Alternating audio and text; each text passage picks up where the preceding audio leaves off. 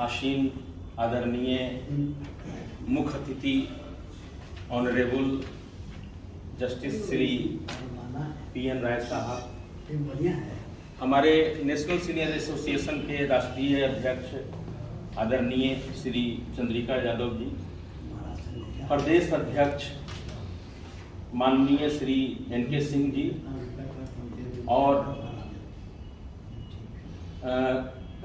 आदरणीय श्री रमाकांत तिवारी जी, श्री दिवाकर जी और हमारे एक जुझारू नेता जो हमारे बीच उपस्थित हैं आदरणीय श्री धर्मेश्वर बाबू और पाटलिपुत्रा विश्वविद्यालय के वित्तीय सलाहकार माननीय श्री कन्हई रजक बाबू, डॉक्टर साहब और सामने बैठे सभी लोगों का मेरा कोटि कोटि नमन। मैं अभी फिलहाल पटना हाईकोर्ट में प्रैक्टिस में हूँ और मुझे सौभाग्य प्राप्त हुआ है कि नेशनल सीनियर सिटीजन एसोसिएशन का मुझे नेशनल लीगल एडवाइजर इलेक्ट किया गया है। ये मैं अपने आप को बहुत गर्वान्वित महसूस करता हूँ।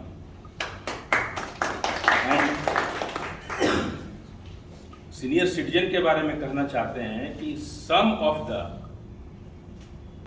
Nicest around are elderly folk in our community, such as our grandparents, great parents, and those 60 years older. Firstly,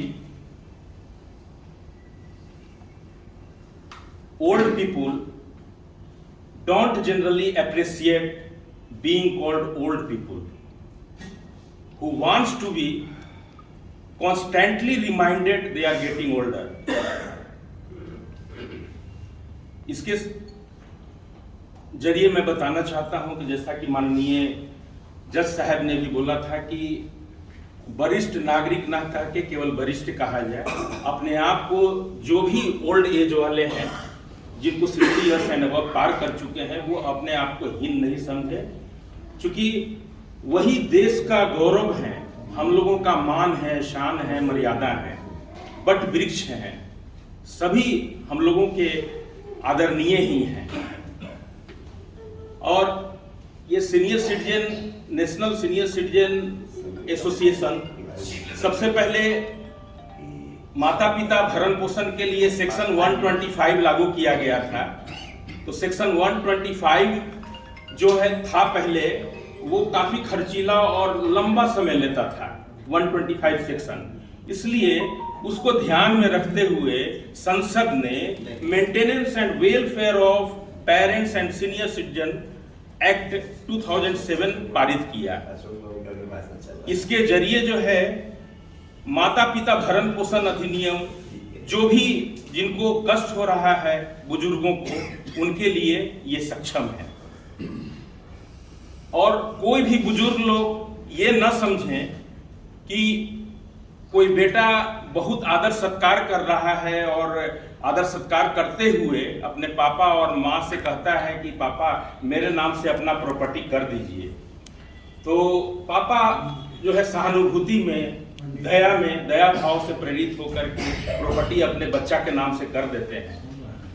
लेकिन उसमें सेक्शन 23 एक ऐसा सेक्शन है कि सुप्रीम कोर्ट भी इसको नहीं काट सकता है और दिया हुआ प्रॉपर्टी सीनियर सिटीजन जो है उसको वापस ले सकते हैं, निरस्त करा सकते हैं।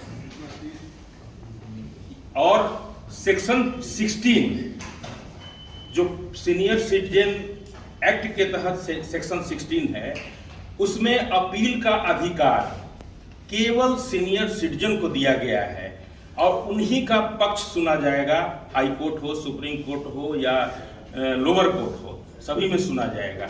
इसलिए किसी को भी चिंता करने की जरूरत नहीं है। कोई आवेश में, भावावेश में आकर के यदि प्रॉपर्टी लिख भी दिए हैं तो उनको आप निरस्त कर सकते हैं, इसमें कोई प्रॉब्लम नहीं हो।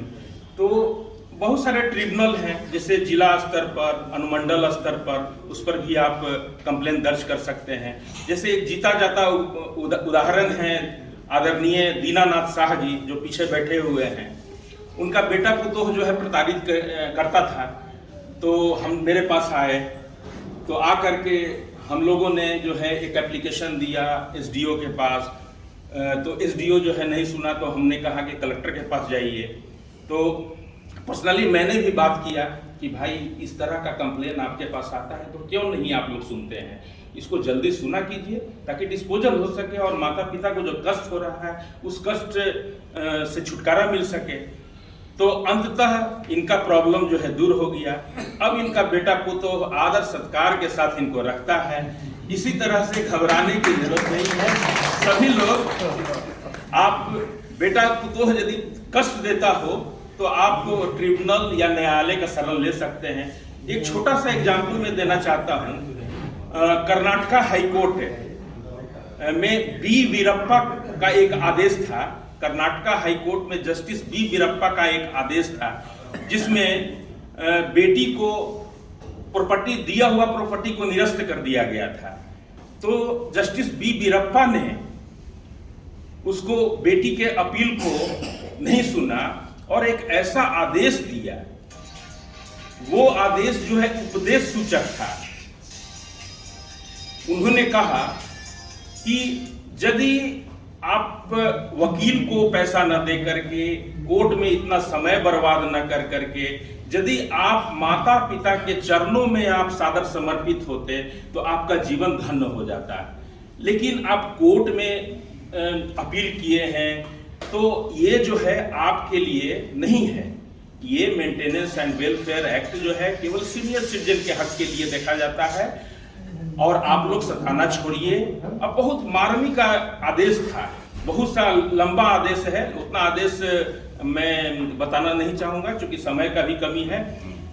इसलिए जो है जब हाई कोर्ट, सुप्रीम कोर्ट सभी आप लोगों को, सीनियर सिटीजन को संरक्षण दे रहे हैं, सुरक्षा दे रहे हैं, तो इससे डरने की जरूरत नहीं है।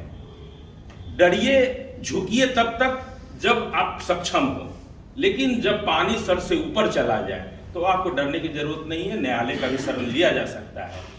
इसी के साथ मैं अपना वाणी को विराम देना चाहता हूँ। धन्यवाद। जय हिंद, जय भारत।